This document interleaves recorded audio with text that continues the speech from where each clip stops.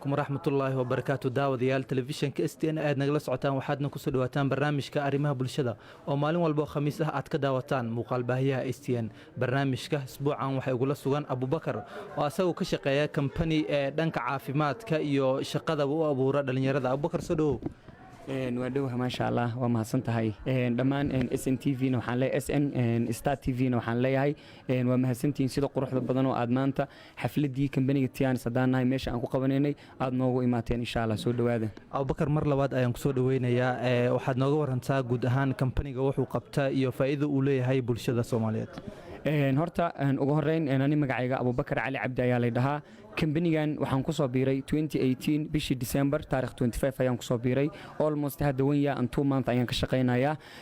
kambanigan wuxuu qabtaa laba shay oo muhiim ah labadaas shay oo qofka bini aadanka mid kamid ah haduu haysan uu sanoolan karin shayga koobaad oo uu qabto waxa loo yaqaanaa healthy waa caafimaad shayga labaadna waxa loo yaqaanaa wealthy dhaqaale iyo shaqo abuur kambanigan wuxuu sameeyaa caafimaad iyo shaqo abuur kambanigan wax yar profile-kiisa ama taariikhdiisa kooban hadaan la wadaaga bulshada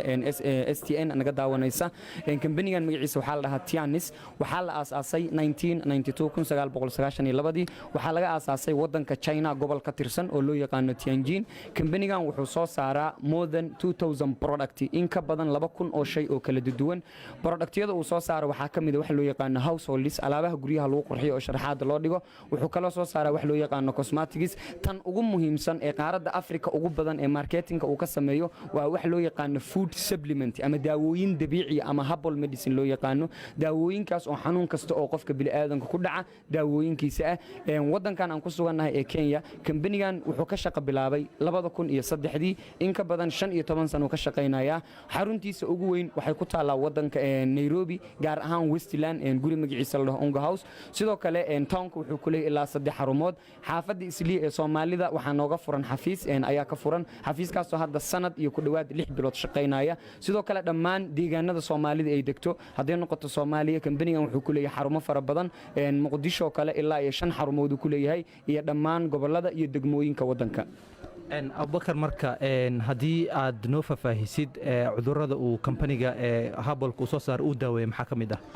ma sha Allah horta daawooyinka companiga uu soo saaro daawooyin looguma yeero laakiin waxa loo yaqaan food supplement daawo hadaa dhahday daawo waa wax chemical ama drugs waaye companigan daawooyinkiisa ama productigiisa hadaan wax yar ka hadla ayaka iyo drugska ama chemical difference-ga u dhaxeeya waxay ka kooban yihiin 3 qaybood companigan wax soo saarkiisa qaybta koobaad waxa loo yaqaan cleansing waa qashin saar toxic level ka sunta kiimikada qofka jirkiisa ku jirta ayay ka cleansing garaynaysaa ku dhaqaysaa oo maanta qofka bini aadanka inay xanuun ku dhaco waxa sababaya poison ama toxic level jirkiisa ku jirta qaybta labaad wax soo saarka companiga waxa loo yaqaan replenishing waa nafaqayn mineralki fitamiinadii nafaqadii waxyaabihii jirkaaga u baahnaa dib kugu soo celinaysaa qaybta saddexaad ee wax soo saarka Tianis ay soo saarto waxa loo yaqaan preventing oo difaaca jirka dhisaysa oo qofka bini aadanka maanta immunity system wax loo yaqaan ama WBC white blood cells difaaca jirkaaga maanta haduu liita ama weak uu yahay mar walba waxa kugu dhacay inuu xanuunka si sahlan kugu dhaco hadaba daawooyinka Tianis laba siyaabood loo isticmaalaa ama laba dad ayaa loo ogol yahay inay isticmaalaan sida koowaad loo isticmaalo inuu qofku markaas xanuun qabo xanuun weyn sida gas dhiikar baabasiir cancer allergy oo uu isdaweynayo iyo inuu qofku markaa normal yahay because of maanta ma jiro qof 100% caafimaad qaba dadka adduunka ku nool 80% waa sub health way bukaan socod way dhamaanteen waxaan nahay bukaan socodaan nahay marka companigan daawooyinkiisa waxa loo isticmaalaa for prevention ka hortag because of maxaa la prevention is better than cure ka hortag wuxuu ka fiican yahay isdaweynta marka companigan xanuun guud oo dadka bini aadanka ku dhaca inuu qofka xanuunsan yahay iyo inuu bukaan socodiyo ka hortag uu isticmaalaa inta waa loo isticmaalaa daawooyinkiisa Abubakar waxaan daawanaynaa ama daawadayaasha aan ku duweynaa qaar kamid ah dadka ayagu ka faa'iideystay mise companiga Tianis inay ku soo biireen faa'iidooyinka kala duwan dhanka caafimaadka dhanka dhaqaalaha intaba ka helay daawadayaal dadkaasi aan daawana waxaana kamid ah Abubakar sidaad sheegtay dad ayagu kamid ah dadka ugu waaweyn mise companiga hadda xafiiska uu ku leeyahay xaafadda Islii dadka madaxda sare ka ah aan daawana muuqaalkaasi daawadayaal bismillaahir rahmaanir rahiim assalaamu alaykum wa rahmatullahi wa barakaatuh magacaygu waa Sahra Ali Maxamed Sahra Ali Waranto waxaan companiga soo galay November taariikh 13 anigoo aad u xanuunsan inaha jirka barar igaga jiro lafaha ay xanuunayaan madaxu ay xanuunaa hurdo aan hurdaynin nacam companigan shaqadiisa waxyaabo uu qabto dadka uu ku caawinaa waxa kamid ah inuu siiyo daawo ka caafimaad waxaa ku xigto nolol fast anigu waxaan ka bilaabay caafimaad waxaan gatay daawada productigaan gatay boqolkiiba boqol waan ku caafimaaday miisaankaygu wuxuu ahaa 96 uu ahaa miisaankaygu maantana 80 iyo ka hoos 70 ayaan u sii socdaa alxamdulilah rabbilcaalamiin hurdo la'aanta waan ka caafimaaday maxaa la dhahay jirka bararka iga jira wuu iga dhacay alxamdulilah rabbilcaalamiin waxaa kaloo ziyaada oon helay nacam wadnaha i garaacmi jiray waan daali jiray ma daalo wadnahan ima garaacmo nacam shaqo aan qabtay iskaba dhaafay caajis kama aan toosi jirin sariirta alxamdulilah rabbilcaalamiin waxaan soo galay November taariikh 13 shaqada toos waxaa u bilaa December taariikh 1 laba week ma aan imaan laakiin December baka saciyo ku jira waxaan bilaabay in macnaha horu socod ayaan bilaabay daawadii waxaan arkay inay caafimaad leedahay dadka u bandhigay walaashay Soomaali joogta u bandhigay dadan qaraabanaha u bandhigay dadan saaxiibanaha u bandhigay dad badan aan ku daawayay gabar kale oo ayadana xanuunsan oo sokor qabto oo indhaha ka dhacday oo indhaha dhan daciif ka ahayna u bandhigay markii labaad ee daawada qaatay alxamdulilah rabbilcaalamiin wayna ku caafimaaday anna waan ku caafimaaday marka daawadan ma aha daawo macnaha ama expire leh ama macnaha dhibaato leh infect leh maan waa daawo qofka bini'aadamka wax u taraysa caafimaadkiisana soo celinayso asagana caawinayso oo energy siinayso shalay markii aan bilaaway company-ga ma awoodin inaan jaranjaro karo maantana alxamdulilah intaan jaranjaro karo meel walba aan aadi karaa soco karaa alxamdulilah bararka waa iga dhacay alxamdulilah caafimaad aan arkin oo iigu dambeysay muddo 12 sano ka hor ayaan hadda dareemay alxamdulilah rabbilcaalamiin ma jirto daawadan waxtarkeeda anigaa baroobeeyey anayna wax ii tartay ilmahaygaan siiyey gabadh anigaan dhalay oo aad ugu dhibaneed macnaha xaylka ku dhibaneed tabcaan ku noqonaysay ka imaanaynin la rafanaysay aan siiyey alxamdulilah rabbilcaalamiin si toos ugu dhaca wiilkayga oo enya dhagahu la'yahay waxaa la qalatay magacayga waxaan ku bilaabo maxamed cabdullaahi maxamed alidhaa shaqadan tennis waxaan bilaabay 2018 before 2 years sanadka labada sana wuxuu igu egyahay bishii February ka dhiman shaqada nasiib wanaag ani waxa ay la soo doontay yar saaxiibkay ay ku noolay South Africa Cape Town anna waxaan ku noolay Nairobi Sli marka uu ila sheergareeyay ninkaas opportunity-gan Hussein Maxamed Geedi Allah wuxuu dhahay company-gan jiro tennis Allah wuxuu degan yahay Kenya 2003 ay Kenya xafiis ka furteen xilligaasna waxaa la joogaa 2018 15 years ayuu Kenya ka shaqeynayaa anaka ma warqabo marka Kenya joogay si munaag maalintaas aan go'aan qaatay waan bilaabay filla alxamdu maalintaas aan shaqadan bilaabayay kliyan ku ahay isli dad oo shaqada ka shaqeeya way dhici kartaa inay degnaayeen laakiin aniga xafiis waxaan ka shaqeynayaa town ku yaalo wadada Kamata Street ayaan ka joontigareeyay company-ga halkaas ayaan joogay muddo 3 bilood markaa halkaa u sii baxayaan oo isli ka baxayo waxa iga hormid challenge warabaleenkii dadkii waxa waaye reer isli ahay in ay townka aadaan waa u fuudaaweysay dabcan nasiib wanaag waxaan isku dayay aniga iyo tiimkii markaa asxaabteyda aan wada shaqada wadaagayeen in aan shaqadii isli keenno waan keena isli shaqadii hadda muddo 1 sano iyo bar ayaan isli ku shaqaynaynaa intaa hadda arkayso ka badan at least memberiska isli company-ga ka joontigareeyay waa at least markay ugu yaraadaan waa 3,000 ilaa 4,000 oo qofood programka maanta aad arkaysa dadka soo qayb galay ilaa 500 oo qofood ay ahaayeen dabcan inta xafiiska joogtay 500 maan laakiin anaga nama qaado in aan xafiiska inta kasoo wada baxno hoolkan aan wada nimaado dabcan opportunity-gan nasiib wanaag sanadka hore oo 2019kii asxaab badan ayaa waxay ka gaareen fursadaha aan ka faa'iidaystay dabcan aniga aan ka mid ahay saaxiibada ay ka mid yihiin haddii magacyadooda aan ka xuso qaar waxaa ka mid ah Abukar Alcabdi oo travel jayna ajiif gareeyay مو بحين فرصة أسامح ويسي. عليكم ورحمة الله تعالى وبركاته. مقعي وحال لها عبد الله محمد أحمد كم قاعد عبد الله قري وحن كشقيا أما حمك هاي جناع سجن لو يقانا تيانس وهذا بهانت وحكم دي هاي جناع سيد وين كشقيا وحلو يقانون نتورك ماركتين كمبنيان وكمبني عالمية أصل هاي اللي هي دلك جينا إن شاء الله ضد بدن إثبت الله كسمية حقيقة وكمبني كشقيا إنك بدن عالم كبقل إيه شجاشن إيشان ودن كشقيا ويان وكمبني إثبت الله بدن لقى سميه أنا كعبد الله أهان جناع ganacsigan markaan ku soo biirayay waxaan iska ahaa arday waxbarta ayaan ahaa laakiin fursaddan maalin maalmaha ka mid ayay soo gaartay waxaan u dareemay amaan arkay inay tahay fursad qaniya laga faa'iideysan karo isbedelo badan xaqiiqatan laga samayn karo inta hadda aan ku jiray ganacsigan isbedelo badan oo xaqiiqatan la taaban kara ayaan ka sameeyay insha Allah intoo kalena waan rajaynaya waxyaalo badan ayaa jira kambanigan laga sameeyo hadday noqon lahayd caafimaad maadaama caafimaadku yahay shay muhiim ah kambanigan wax soo saara alaabo dawooyin dabiici ah dawooyinkaas oo awood u leh xanuun walba oo jirka ku jira inay ka saarto sidoo kale kambanigan waxyaalaha u soo saara waxa kamid wax loo yaqaan cosmeticska oo ah waxa kaliya qofka bini'aadanka jirkiisa ku nadaamin karo ama ku qurxin karo weeyaan sidoo kale kambaniga Tianis lagama helo wax loo yaqaan caafimaad kaliya laakiin waxa laga helaa wax loo yaqaan sidoo kale aqoon dheeraad ah ayaa laga helaa xaqiiqatan aan laga helin meel kale sidoo kale waxa laga sameeyaa dhaqaale aan dhab ahaantii aan cadad lahayn weeyaan markaad shaqaale aad tahay ama qof u shaqeynaysid ama milgal aad ka shaqeynaysid dhab ahaantii xaqiiqatan lacagtaad qaadan kartid waa wax yar oo kooban weeyaan ama wax yar oo lagu cadiday weeyaan laakiin Tianis waxa weeyaan waa meel adiga awooddaadii kartida aad ku soo bandhigi kartid dhaqaale adiga aad xor u tahay inaad ka sameyn kartid ani magacayga waa Caasha Ismaaciil Weydow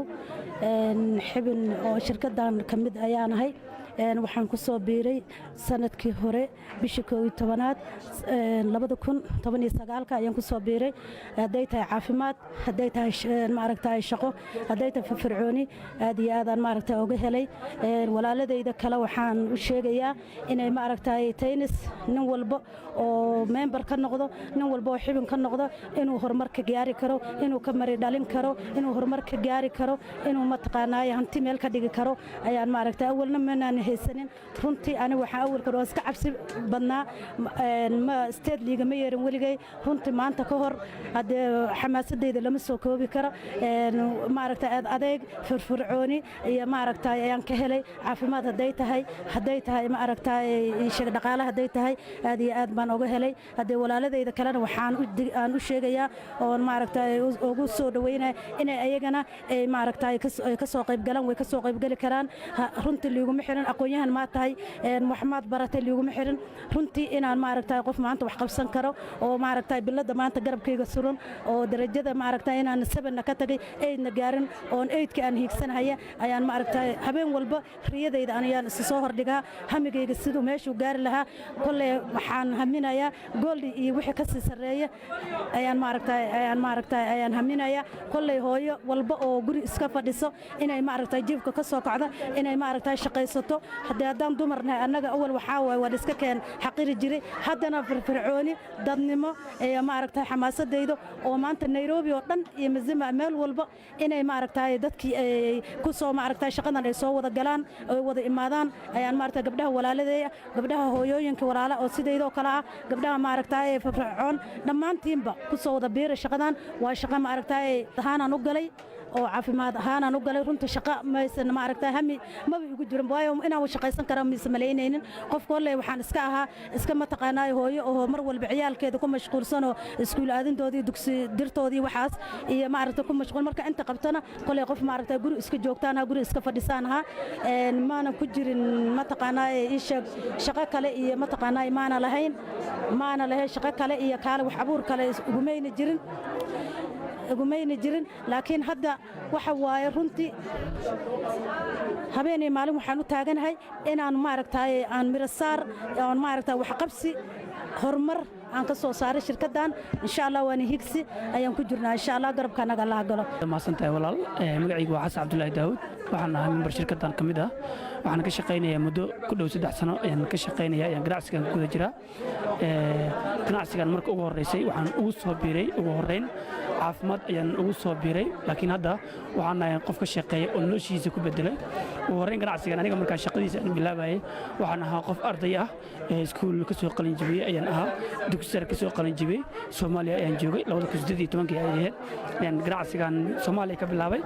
warbixintiisa iyo informationkiisa ayaa la siiyay waxa la sheegay inuu ka shaqeeyo caafimaad dhaqaalna aad ka abuurin karto ugu horeyn waxa productiga qaatay oo aan productiga siiyay oo product aan isticmaalay hooyadii waxaana kala duwan ka cabanay sida gastric iyo allergy ka cabanaysay ayaan siiyay productiga ayada isticmaashay faa'iido fara badan ay ka heshay sidaas ayaan ganacsiga ugu soo biiray ganacsiga u bilaabay haddana waxaan ka ahay darajooyinka ugu sareeya shirkadda darajo la yaqaan Bronze Lion ayaan ka maraya oo shirkadda looga qaato global share looga qaato oo iibka adduunka laga sameeyo shirkadda maxay percentage iga siinaysaa waxa shirkadda loo qabanayna wax kala maahan xayisiin ayaad u sameynaysaa shirkaddan maanta aad magaceeda maqlaysaan magacan Tianis idaacada iyo telefishin inta maxay tahay lagama xayisiyo kaliya waxaa xayisiya dadka memberska ah ee ganacsiga ka shaqeeya ayaa xayisiya marka waxaan anagu qabanaa waxa ay tahay xayisiintaas ayaan qabanaa qofka caafimaad u baahan sokor allergy baabasiir xanuuno kala duwan ka cabanaya xanuunkaas shirkaddu way daawaysaa ilaa daawada leh marka qofkaas wuxuu aaminayaa ama uu kalsoon yahay qof kale waxa uu sheegay marka anaga waxaan gaarsiinaa dad fara badan oo sokor iyo dhiikar allergy qabaan oo shirkadda waxa jira ku caafimaaday sidaas oo kale waxaan anagu gaarsiinaa bukaanada xanuunsan ayaan ganacsiga gaarsiinaa sidaas markay nagu soo bireen product ay qaataan product ay isticmaalaan faa'iidooyinkiisa markay helaan kadib ay shaqada maxay tahay ay naga bilaabaan marka nidaam noocaas ayaa looga shaqeeyaa waa xayisiintaas ayaan anagu samaynaa waxaan qabanayna waa taas shirkadduna waxaad samaysanaysaa aasid ama hantimi guurta ah oo adigu leedahay ayaad samaysanaysaa oo system ama team aad adigu leedahay aad dhisanaysaa markasaana shirkaddu waxay ku xisaabinaysaa commissionka kaaga imaada tiimka adigu aad gaarsiso oo dhan iibka ay sameeyaan Qaasim Nuur Maxamed dadka badankood waxay u yaqaanaan macallinka ama naanis ahaan aaja ama ajakis dadka qaarna waxay ugu dhahaan coachka because waxaan ahaa intaan tennis imaanin ka hor macallin basketball waxaa kaloon ahaa macallin psychologista ah waxaa kaloon ahaa macallin dhallinyarada bara kaamirooyinka iyo sida wax loo sawiro iyo wax la mid ah iyo video editing waxyaabo fara badan marka alxamdulilah ilaah mahad iska leh maalin maalmaha ka mid ahaan ogaaday inay companigaani shaqaynayo waxaana ku ogaaday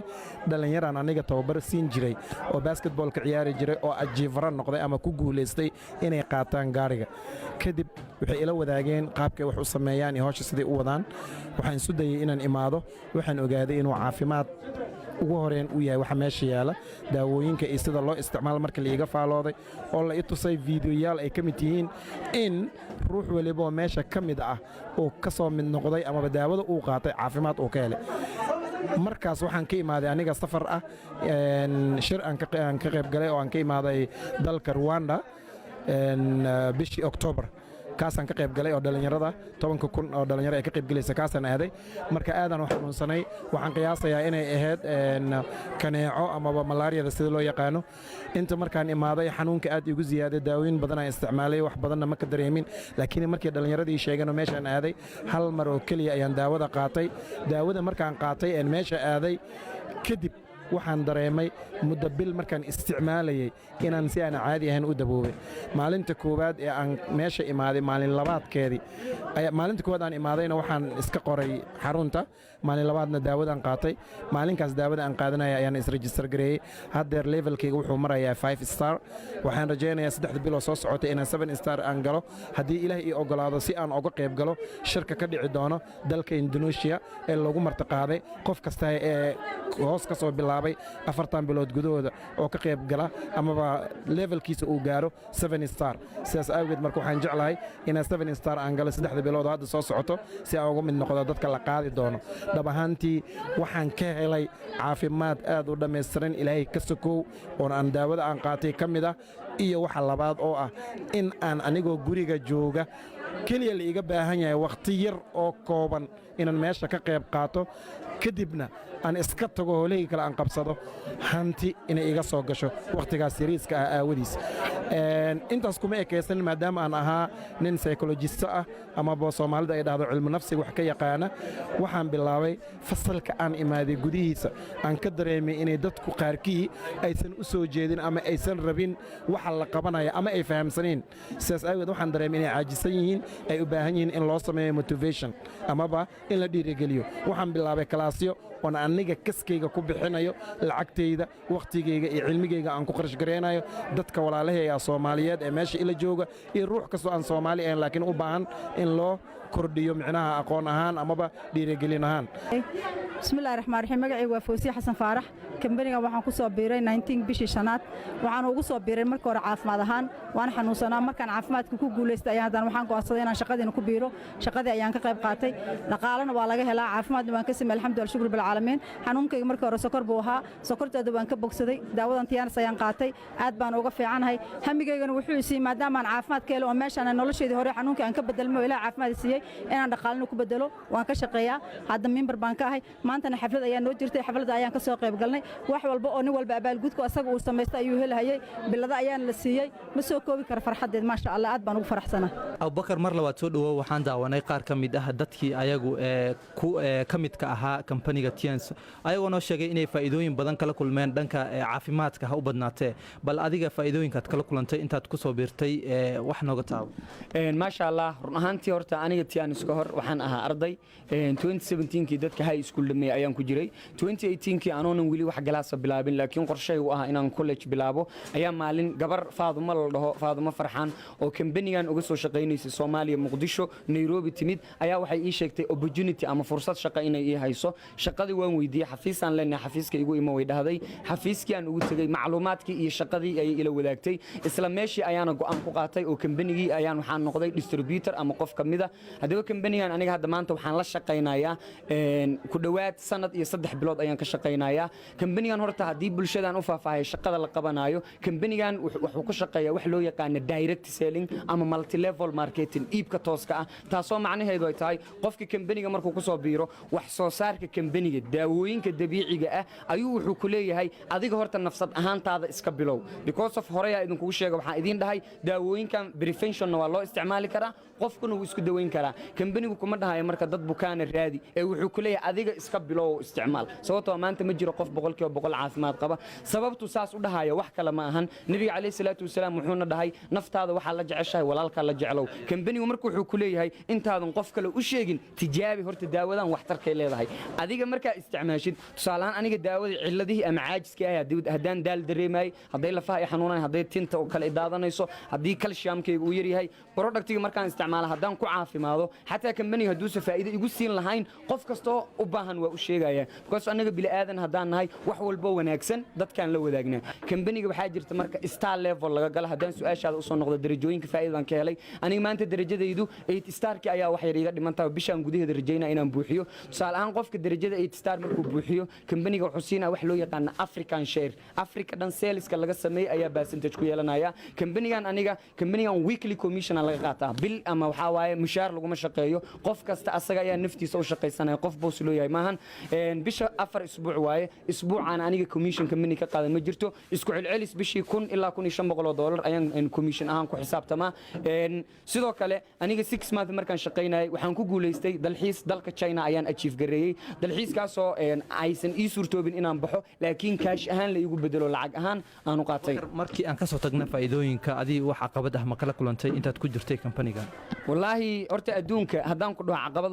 lama kulmin beenan ku sheegaya adduunka wax la qabto oo aan caqabad lahayn ma jirto hadaan banaanka inta tago miis qudaarta aan ku gaday caqabadan kala kulmaya caqabadan kala kulmaya waa maxay maanta dhan qorraxda igu dhacaysa dadku waxay iga gadaneen shaqadan caqabada aad u badan aan aad u yareen caqabada waaweyn aan kala kulmay haday noqoto dhanka familka oo markii u horeysay dhayaan waxaan waa khiyaali iska dhaaf waxba laga helo iyo haday noqoto bulshadii Soomaaliyeed oo fursad aan siinayay sababtoo adduunka maanta joogna technology way dadku way fahmi karaan dadkii waxay la barteen wax loo yaqaan traditional marketing dukaan laga shaqeeyo makhaayad supermarket oo mushaar la qaato laakiin kambanigan waa marketing way tusaale ahaan kambanigan daawooyinkiisa factory asaga ayaa gacantiisa ku sameeya kambanigan marka annaga waxaan sameeynaa word of mouth advertisement waxay siinayna the more sales adiga aad sameeysid teamkaaga the more you get more commission dadka qaar waxay ku leeyihiin waxaan khiyaali waaye waa la isku dhacaa wax ka jira ma lahan caqabadahaas oo kala kulmay laakiin adduunka qof walba qofka kale intuu ka caqabad iyo ka challenge badan yahay guushiisu way ka badan tahay taasaan aaminsanahay haddana guul weyn aan ka gaaray dadkii ugu horeeyay oo waagan shaqada bilaabay idhahay khiyaali waaye iska dhaaf markay arkeen guulaha aan ka gaaray isbedelka aan ka sameeyay maanta dib ayay isku qoreen oo way shaqeynayaan oo qaar kamid ah xafladii maanta meeshan aan ku qabanaynay dadkii lagu abaalmarinay oo stage soo istaagay ayay ahaayeen shaqadan sidoo kale aniga kaliya guul kama gaarin saa idin sheegay dadkan keenay waxay sii keeneen network-ayga waxay marayaan more than 500 person dad aniga aan keeno waxaa jira iga faa'iido badan iga commission badan iga lacag badan dalxiis igula guuleystay insha Allah maantana waa ku mahadsantiin xafladan nagala soo qayb gasheen kambaniga waxaa jira eventyo ama dhacdooyin uu qabto maanta xafladan aan qabanaynay waxa loo yaqaan NDO waa loo soo gaabiyay ama new distributor orientation taasoo dadka bilihii lasoo dhaafay nagu soo biiray iyo dadka cusubo ay keeneen kambaniga xogtiisa iyo macluumaadkiisa waxaa waay lagula wadaagayay dadkii dadaalka badan sameeyeyna juhdigii iyo shaqadii iyo dadaalkii ay qabteen lagu abaalmarinayay ugu horreyn waa idinkaga mahad celinaynaa STN booqashada maanta na soo booqateen